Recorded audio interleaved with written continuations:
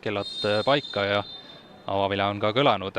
Eesti paneb palli mängu, Eesti mängib siis võõrsil vormis üleni valges, ajal Šveits juba esimest rünnakut üles võtmas. Ja tundubki nii, et viiene tagaliin on. Šveitsilt tuleb esimene pall, ohtlik pall kasti ja siit oleks peaaegu õime endale lükanud. Täna siis Ott Nõmme asemel tema väravasuule. Mängitakse Šveitsi poolt see karistuslöök lühikese sööduga lahti, nüüd kaugelt tuleb löök ja latti. Teine nurgalöök nüüd Šveitsile. Pall karistusalasse täiesti üksinda, nüüd Poteli saab seal palli maha ka. Tuleb löök, Vainulalt tõrje, pall lahtine. Uuesti Poteli. Näitab oma tehnikat, tuleb lööka ja esimene 8. minutile. Surus Šveits, mis ta surus ja lõpuks ära surus. Mintsli Poteli värava autoriks oli siin karistusalas korduvalt ohtlik ja lõpuks lahendas selle ära.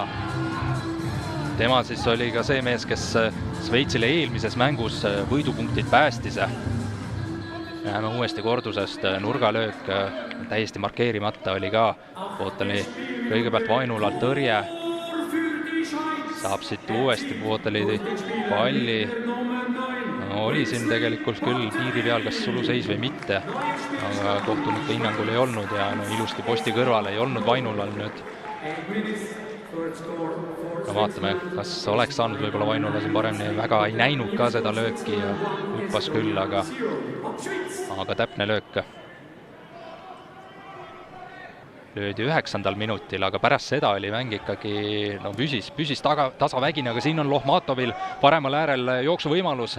Läheb ka palliga sinna karistusalasse, terav pall värava ette, siit Eesti võimalus, aga ei löö ära. Aga praegu tekkis, ei suudetud ära lüüa. Eesti nurgalöök läheb Vaheri peale, Vaher on õhus tugev. Sealt ei tulnud Smirnov edasi.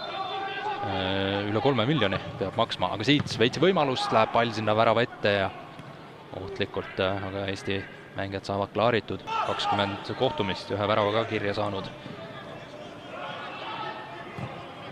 Šveitsilt siit ohtlikult pall karistusalasse ja esimese värava löönud Poteli sai seekord peaga suunata. See võiks olla ka üks trump.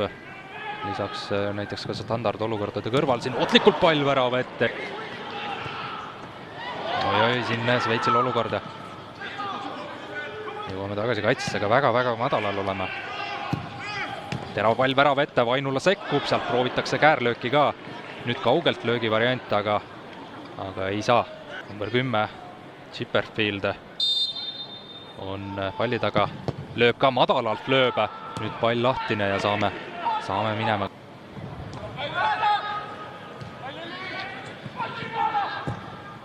Veel üks pall karistusalasse. Tuuakse värav ette ka ja taas latti. Ilmselt Jan Sommer ja Granit Xhaka. Kaugelt tuleb löök, Vainula tõrjub. Veel pall lahtine kastijoonelt ja sealt juba läheb löök selgelt mööda. Kui pärast Šveitsi juhtväravat kõigepealt Sillamaa pääses lähedalt löögile, Šveitsi väravat tõrjus ja seejärel ka Pihela peaga, aga nüüd äkki tekib Eestil veel üks võimalus. Orlov läheb kaugelt löögile, Mihhail Orlov. 36. minutil Eesti saab 1-1 viigi värava kätte ja super. Just sai öeldud, et äkki suudame vastu pidada selles seisus, aga võib-olla õnnestub endal Šveits üllatada ja suutsimegi üllatada. Mihhail Orlov, Nõmme Kaljus sel hooajal ka hästi mänginud ja nüüd teeb noortekoondise eest ka skoori. Neljapäeval toimunud mängus andis väravasöödu, nüüd saab ise jala valgeks.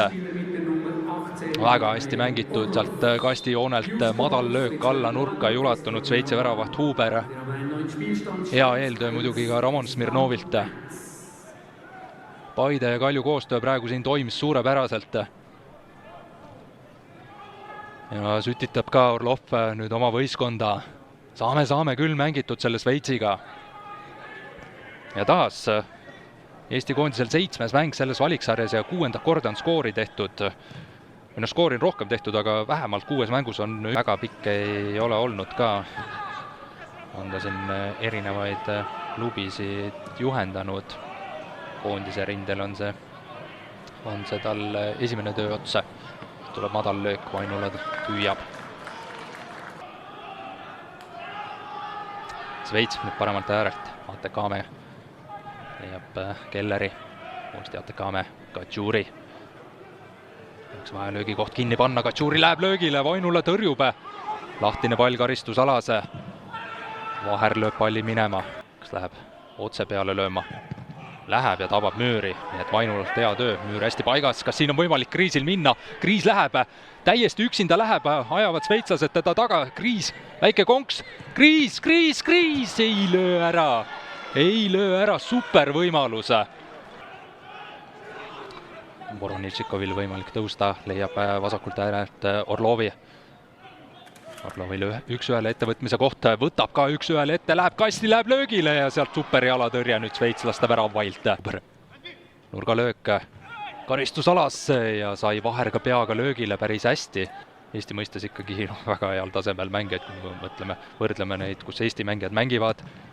Vainulalt siit sekkumine ja Šveitsi kõrgliigas ikkagi tunni üks võtmetegijatest siit Vainulalt tuleb tõrje, aga kas enne seda oli ka viga või mitte. Nurgalöögi mängib Šveitsit lahti. Pall karistusalasse ka ohtlikult, suhteliselt palju tühja. Siit tuleb löök ja siit tuleb Šveitsi 2-1 värav 65. minutil. Ei kuskilt ikkagi Šveits sai selle kätte ja värava autoriks Tševejo Tsava, keskpoolkaitse number 16. Väga kahju. Ei olnud tegelikult Šveits nüüd teisel poolel ülemäära ohtlik olnud, aga järjekordne nurgalöök mängiti lahti, jäädi veidi kaugele ja sealt 20 meetrit ette posti. Tsava lõi ära. Ja ei ulatu.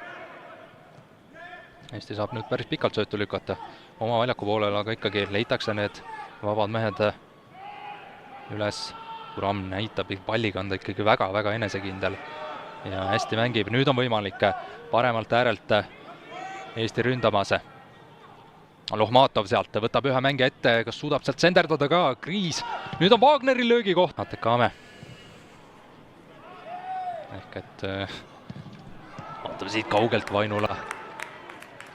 10 000 täis.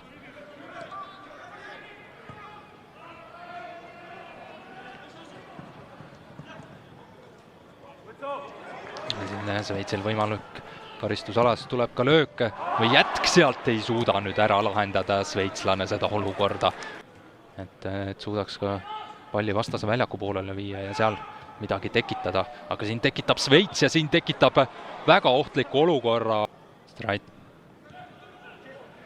on karistusalas löögikoht olemas ka. Kriis veidi riskantselt sinna olukorda läks, aga šveitslast maa ei niitnud kaugelt löök, aga lendab meetri jagu üle värava. Nüüd hoopis Šveitsil äärel on ruumi Kadžuri, aga ei vaata ta värava poole. Õim võitleb. Nüüd Kadžuri läheb palliga karistusalasse ohtlikult ja värava ette ja sealt ei suuda taas ära lahendada. Vaatame, Kadžuri läheb löögi kasuks, otsustab ja Vainulalt tõrje Läti alt.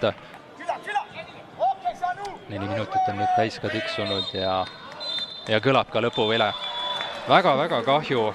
Eesti suutis esimesel poolel seisu 1-1 viigistada, aga teisel poolel ikkagi Šveits selle mehe kauglöögist sai 2-1 võiduvärava ja